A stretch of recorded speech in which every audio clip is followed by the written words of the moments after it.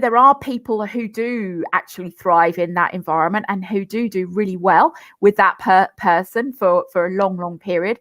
But I think it's hard for most of us, and accepting that it may not last forever, and that actually, we might be married for a period and then we might need to move on. I think it's a healthy way to look at it. Hey guys, it's Matt Haycox here, and today I have got with me Heather Beach, who is the founder and director of the Healthy Work Company. Now, she's a positive psychologist and a leader in her field, which is health, safety and HR. And she currently works with ITV, Luton Airport, Mace and The Telegraph, delivering courses to enable managers to spot signs and symptoms of distress in employees. So I guess, layman's terms, Heather is an expert in how to work from home in a healthy manner, I guess, and never has this topic and this content been more relevant than it is right now. For anyone who watches this in the future, we're recording this on the 22nd of April. We are sat now 31 days into lockdown.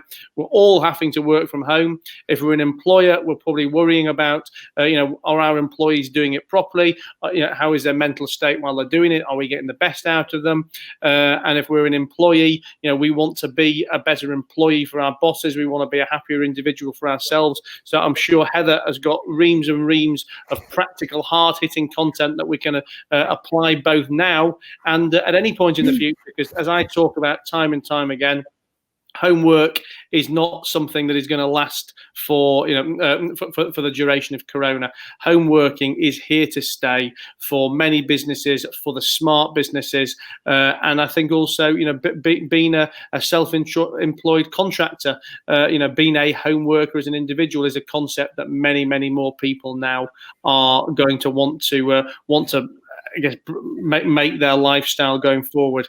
And there's a lot more to working from home, as we've all learnt, than keeping your PJs on and sitting with Netflix in the background. So Heather, thanks for joining us. Oh, it's a pleasure to be here. What an interesting period we're living through. Isn't it just? I mean, it's funny. I mean, I've been very positive about everything that's been going on, from day one. Really, not when I say positive, I've not been happy. Don't get me wrong. I have my own. Allowed to be. Well, I have my own concerns. I have my own problems in all my businesses. But I'm not one to moan or to theorize about things I can't control or cry over spilt milk. Yeah. But I do almost feel now, having been so adjusted to this for the last 30 days, that it almost feels repetitive talking about it after a month. That it isn't something new now. But the reality is, so many people really probably have only just adjusted in the last couple of days, or still haven't adjusted at all. So I think this kind of stuff we're going to be talking about now is going to be pretty timeless. Yeah, I agree, definitely. I mean, and I also agree that, this is going to make people rethink how they work, and it's going to make organizations rethink. Some of our customers are sending out surveys to people to find out whether they're going to want to continue to work from home, what percentage of time they're going to want to continue, and all of that stuff. And they're seeing it as an opportunity, actually, to, for example, increase the talent pool. So if they have an office, say, in London and in Manchester, that means they can't really recruit outside those areas. Obviously, having people that work from home means that they can. And also for attracting and retaining talent. I mean, millennials, I'm far from being a millennial, but, those people under 35, they expect it. They expect that flexibility. They expect that smart working capability. So you're absolutely right. This is going to change the world of work, at least. 100%.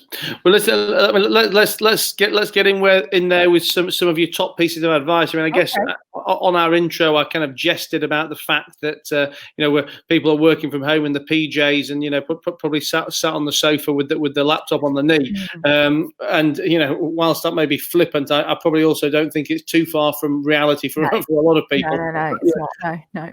How do we create a healthy work from home environment?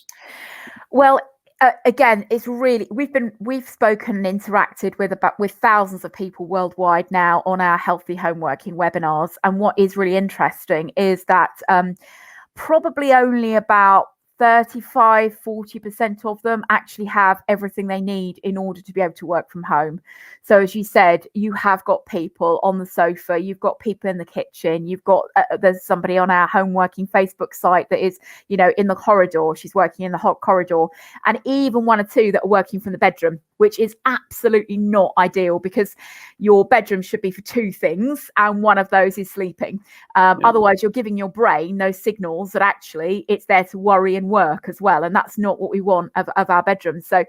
So I mean, look, what's interesting for me about this is that we're no longer on that hamster wheel, are we? We're not on that, right? We get up at 6, we get on the train, we go to work, we get our interaction there, we come home, we make our dinner. We're in this whole new paradigm, which means that we effectively have to create our own routine and our own rhythm. And I think the more proactive and conscious we can be about that, the better, because otherwise the propensity for getting into really bad habits is probably quite high. And, you know, there is obviously, we're all going to have bad days. You know, we're all going through a gamut of emotions. You said you're positive. I'm pretty positive too. But I still have my days when I feel tearful and weird, because it is a weird time, you know. So we are, the more we can actually create a routine and some normality, the better for our brains. You probably know already that our brains are, you know, are hardwired to for negativity, that when they see something new coming along, they immediately perceive a threat. And so the more we can do to fool our brains into finding some kind of routine and normality, the better. So that does include things like getting dressed. Now, I in the past could happily work in my pajamas or happily work in whatever. But now I think it's actually really important, given the situation that we're in, to actually get dressed. Because as much as anything, it creates that division between home and work. And that's what we're trying to aim for in this, is a routine which does provide us with a division between those two things, because we're going to see an increasing bleed between the two otherwise. So we also recommend that you actually commute to work. And I put that in quotes because obviously we can't commute anymore, but you maybe walk around the block, or you do your daily exercise before you start work, and that you start work at a routine time. Share diaries with whoever you're working with. One of the things that we see is massive extremes. We've got people that are on their own, isolated, working too hard, not taking breaks. And then we've got people on the other extreme, surrounded by kids, animals, partners, who are constantly distracted and struggling from that perspective. So again, sharing a schedule, creating something between you which works. So perhaps you spend 2 hours with the kids, I spend the other 2 hours. You know, let's divide the premium space up, so I get it one day, you get it the next day. So those types of things are important. And then finishing at the same time each day, you know, shutting your laptop down, making sure that it is over, you're not going to go back to it, and that is the end of the day, and doing something fun together. Those are all really important things. The other thing we're seeing, which I think is really concerning, is that very few people have the right setup. You know, obviously this wasn't managed, was it? No one had the perfect business continuity plan. No one had it all ready to go, so they could perfectly set their home workers up and do a risk assessment and all the rest of it. The health and safety executive says you don't have to do a workstation risk assessment in this environment, because they regard it as short term. But if you're sitting working from home at your dining room with a laptop, you will be giving yourself a really, really bad back unless you are looking at some shortcuts and unless you are getting up regularly and stretching. So there are lots of things you can do for yourself to make sure that, you know, if you don't have the right setup, to shortcut that a little bit. But the most important thing, we think, is to get up every half an hour and stretch, and make sure that you're moving and changing your point of view. You're making me feel hunched now. I'm conscious. Oh, there you go. That's right. You need to sit up. We need to roll our shoulders back. We make everyone do it in our webinars. Halfway through, we say, right, everybody get up and stretch. Now go to one side. Now go to the other side. Because, you know, you've got to practice what you preach, haven't you? 100%. And it's funny, just to pick up on, I mean, everything you've said in there, you know, completely makes sense, and I'm sure, you know, sure everyone listening can relate to. But, you know, one thing particularly kind of topical for me is the whole getting dressed thing. I mean, today is literally, I think, the first day in the whole of lockdown that obviously I get dressed every day, but I normally put on my shorts and t-shirt or jogging bottoms, just because I go out for my exercise as well, and I kind of stay like that all day. Then I get my shower at night. But I was on, only by accident really, I was on somebody else's webinar this morning, as in I was doing a presentation to 100 odd people, and I got my shower in the morning as opposed to in the evening. It might not look it, but this is my Corona hair done. That's your best hair. And I'm wearing jeans and a t-shirt, because that's my normal attire, jeans and t-shirt anyway. But I feel completely different today in my jeans and t-shirt than I have all my other days in my jogging bottoms or in my shorts. I know, to people who wear a suit every day listening to this, it might sound laughable, but like I said, this is my daily go to work attire anyway. But I feel on the ball. I just psychologically feel more there, if that makes sense. Yeah, absolutely, it does. And it's really bizarre, but it's about fooling our brain, isn't it? That's what we're doing. We're trying to fool our brains, and actually there is something psychologically about dressing in a certain way which makes you feel more like doing certain things. So let's talk about our partners. Not mine specifically, but obviously a lot of people are now. I use the word stuck, but stuck at home with the partners, and and there's going to be all kinds of pressures on the relationship that people probably never anticipated before, because they never anticipated have to spend as much time with that person. But have you got some specific advice for that, and certainly how you can improve your relationship or survive this situation whilst getting the best out of work, being stuck at home with your partner? I mean, if there were already cracks in your relationships, then the fault lines are really going to appear in this period, aren't they? I mean, already apparently there's been more people suing for divorce than there is normally at this time of year, and it will put pressure on people. There's no doubt about it. And I think if we can manage ourselves and try and keep calm ourselves and be in the right headspace, then that allows us to put some space between something happening and our reaction to that thing. Because when we see somebody doing something really annoying, immediately our reaction might be to get irritated or get annoyed. And the more that we can actually take a breath ourselves and manage our own emotions, the more we can deal with those other people around us. That's the first thing I would say. And then it is about being kind, isn't it? It's about accepting that all of us are finding this interesting in our own way. And, it's about practicing all that stuff we talk about, being kind to other people elsewhere, being kind to our neighbours, or being kind to our co-workers. We need to practice that with our partners as well.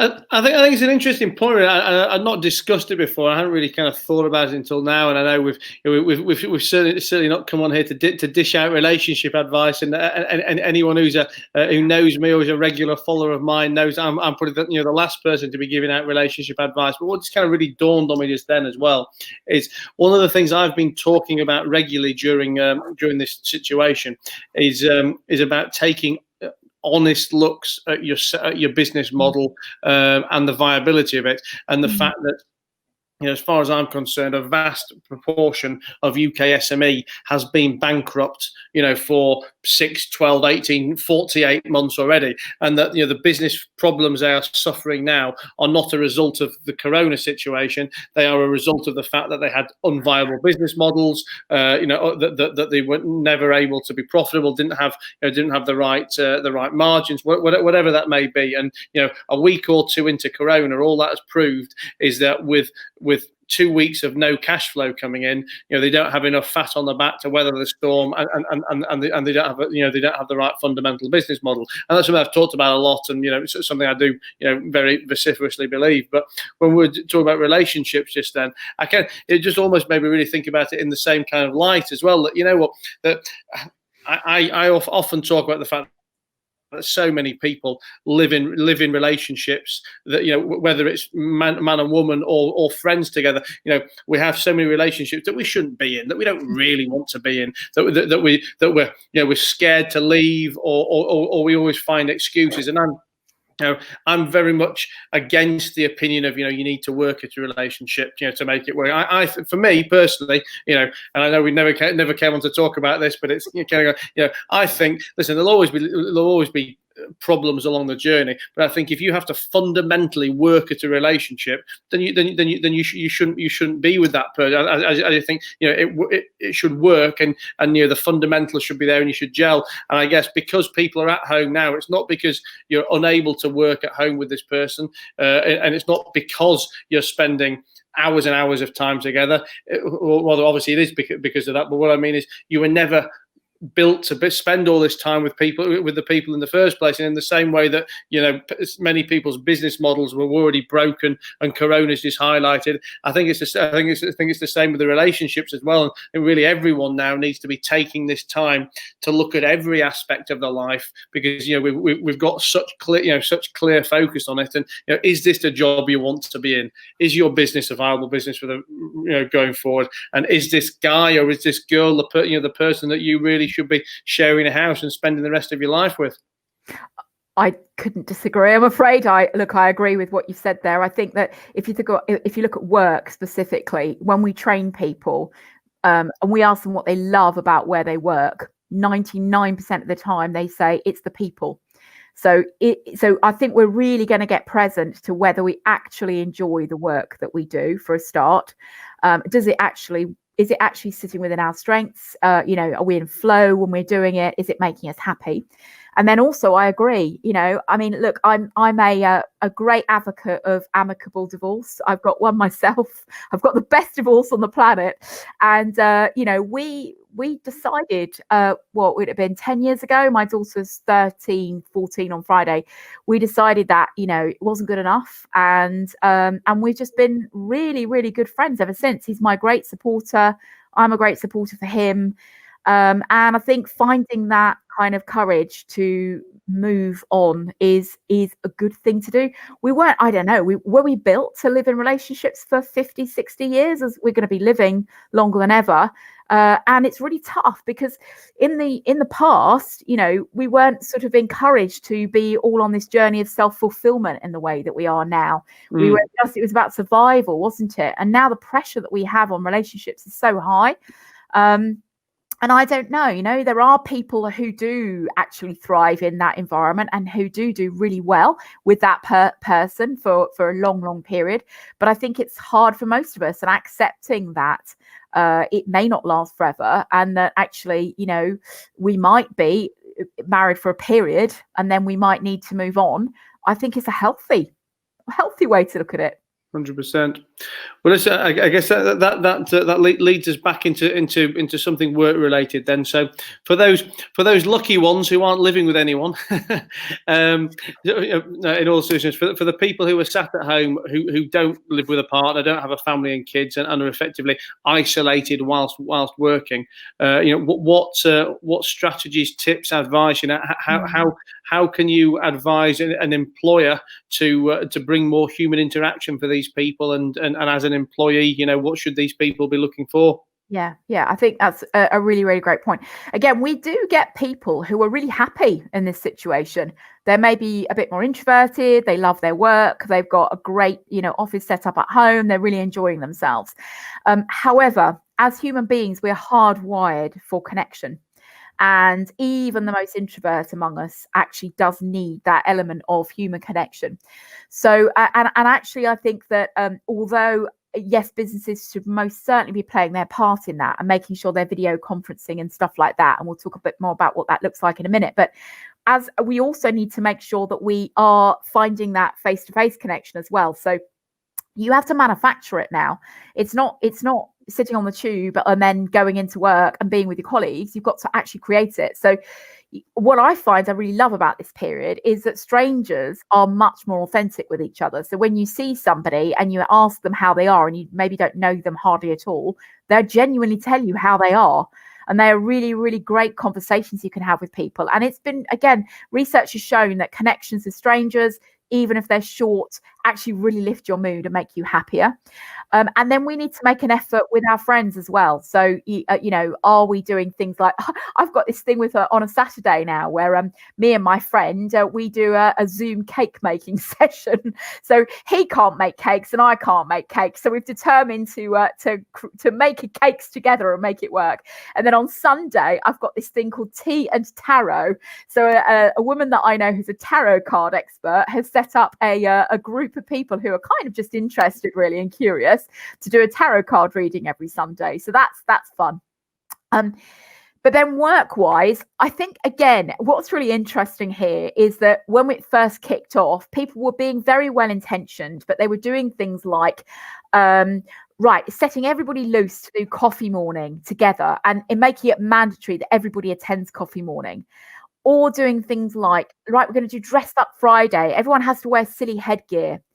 And I was kind of looking at this going, well, that's all very well for some of your workforce, but some of them are going to absolutely hate that. So I think what it is being really mindful of what works for each individual. So for me, this period is really about not doing as you would be done by, but doing as they would be done by. So what works for that individual? So if you are, for example, someone who's quite introvert, who is maybe a different age demographic, has different interests, you might not want to be on a social coffee morning thing every time, but you might be, you will obviously be involved in team meetings, etc. You might prefer one-to-one communication with your manager. So it is being very mindful of who you've got in your team and working appropriately with that person and with the pressures they have on them at home. So if they've got kids at home, be aware of that. If they're on their own, be aware of that. All those things that we've been telling managers for years, that actually it's very difficult to separate home and work. They are absolutely the case now. And if they hadn't embraced it before, they need to embrace it now. And finally, I just want to touch on mental health, really, and obviously, it's very topical in life anyway. But particularly even more so, it's been highlighted with these isolation issues. As an employer, what kind of signs should you be looking for, from your employees to start to have concerns about mental health or the fact that they may need some not interaction, begins with an inter anyway, but yeah. I know what you mean. Yeah. Intervention. Brilliant. Well done. Yeah, we run, this is what we run most of our face-to-face courses about. We run sessions with managers to say, what should you be looking for? And they get up at flip charts and they all know those things. They know that, for example, if someone is getting irritable or frustrated or not able to be very productive or tired or yawning all the time or confused or anything like that, those are signs. And we actually have always been saying to people, okay, those are the things you can recognize when you see them in the flesh. Now go through and look at what you can establish when you don't see them in the flesh.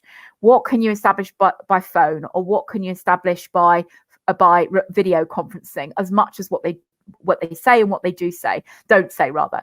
And actually, you can pick up almost everything that you can face to face if you are looking for it. So, you can pick up that someone's angry, irritable, looking away all the time. You ask them, are they okay? And they say, I'm fine. How are you? Cutting you short on your questions, not actually engaging with you. Those types of things are the things that you should be looking for. And then intervene, ask people direct questions. It's really awkward at first over a Zoom or over a video. You looking at yourself. It's not, don't want to look at yourself all the time. It's not nice. And we started 3 years ago with these when we started business. And my main employee, who does all my bits and pieces for me, is in Portugal. And she constantly looked down and was writing on her pad the whole time. It drove me mad. I was like, what's going on? She's like, well, I don't want to look at myself. And actually now we've got over that. We have tears. We have stories of what's going on with our sicknesses or our kids or what have you.